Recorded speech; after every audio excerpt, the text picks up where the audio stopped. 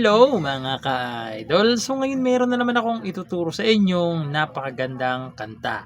Ang title pala nito ay yung I Don't Wanna Talk About It by Chocolate Factory naman. Okay, so yung original na kumanta nito is si Rod Stewart kasi yung original nito. So revive to ng Chocolate Factory. So itong ituturo ko yung chords ng Chocolate Factory, okay? So para malinaw. Kung gusto niyo ng reggae version nito, hanapin niyo na lang diyan sa ating mga video kasi tinuro ko na to reggae version yung kay Rod Stewart naman yan, okay? So dito muna tayo sa kanyang strumming. So yung strumming pattern natin is ganito. Down, down, up, up, down, down, down, up. Okay, uulitin ko. Down, down, up, up, down, down, down, up. Okay, so ganun siya. Pag yung chords naman is merong open, close, parenthesis, ganito yung mangyayaring strum. Down, down, down, up. Okay, ganito. Down, down, down, up. Lilipat na. Okay, ulitin ko para mas malinaw. Ganito pag may open, close, parenthesis yung chords. Down, down, down, up. Okay, so sana nalinawan kayo, no? So, dito muna tayo sa intro. So, yung intro nito, B minor. So, sa intro lang tayo muna. So, yung B minor sa first, second fret na kabar. Sa third fret ay second string. Sa fourth fret ay fourth string, tsaka third string. Okay? B minor. Tapos E. So, yung E, third string, fifth, tsaka fourth lang naman. Ayan, E. Tapos A. So, yung A, first, second string, third, tsaka fourth. Okay? Ayan yung intro. Okay? Intro yan. So, proceed naman tayo doon sa kanyang whole verse. So, yung whole verse niya rito is B minor lang din naman. E, tapos dalawang A. Okay? Pagkatapos ng dalawang A, pupunta na naman kayo ng B minor. E, tapos A, tapos E7 na. A7 pala, sorry. A7. So, yung A7, second string lang, tsaka third string, okay? A7. So, sasampulan ko kayo, no? Para mas maintindihan nyo. So, hindi lang masyado natin bibigkasin yung lyrics kasi baka makapiright pa tayo, okay? So, i-introhan natin, no? Lalagay natin yung intro para mas maintindihan nyo yung pagpasok ng verse. So, ganito siya pag may intro.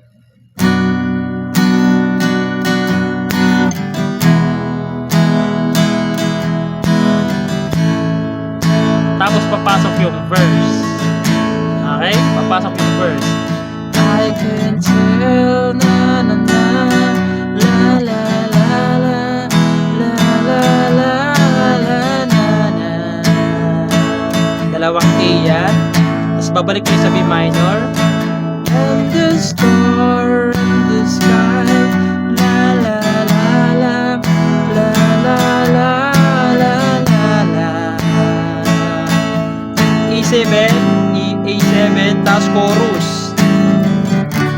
Na, na, na. Papasok yung chorus. Okay? So, nga pala mga ka-idol, make sure na tapusin nyo to kasi sa verse 2, mag-iiba yung kanyang chord. So, kung nagkamali lang ako kanina nagsabi na whole verse na yun. So, sorry, nagkamali ako dun. So, yung verse 2, mag-iiba yung chords. Sorry, pasensya nyo na nakalimutan ko lang. So, proceed na tayo dito sa kanyang chorus. So, yung chorus is D. Ayan yung D first, second, third. Ayan, D. E.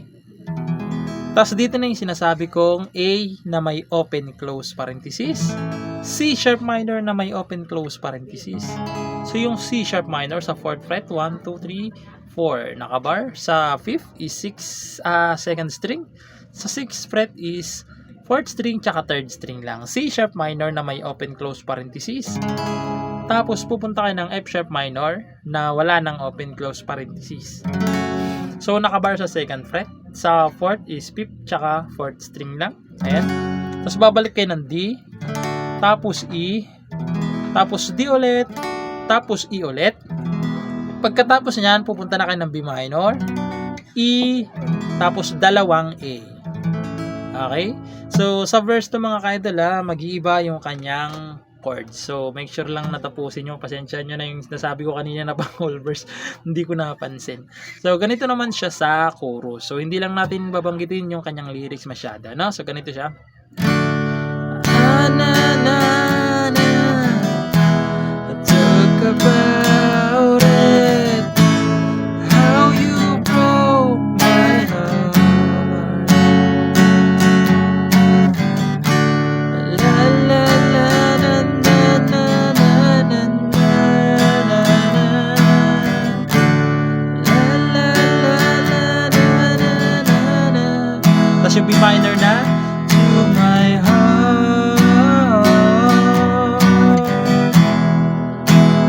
Oh, my heart. Tapos papasok yung verse 2. If I stand all alone, will the shadows... So, papasok yung verse 2, okay?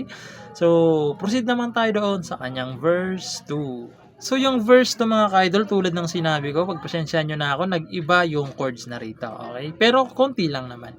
So, yung verse 2 niya rito is B minor, E, tapos naging tatlong A na, okay? Tatlong A. Tapos, pupunta kayo ng B minor, tapos E, tapos A, tapos A7. Okay? So, yun lang naman yung naiba sa kanya, yung tatlong A pati yung mga dulo. Okay? So, ganito naman siya sa verse 2. Okay? If I stand all alone, will the shadow hide the colors of my heart?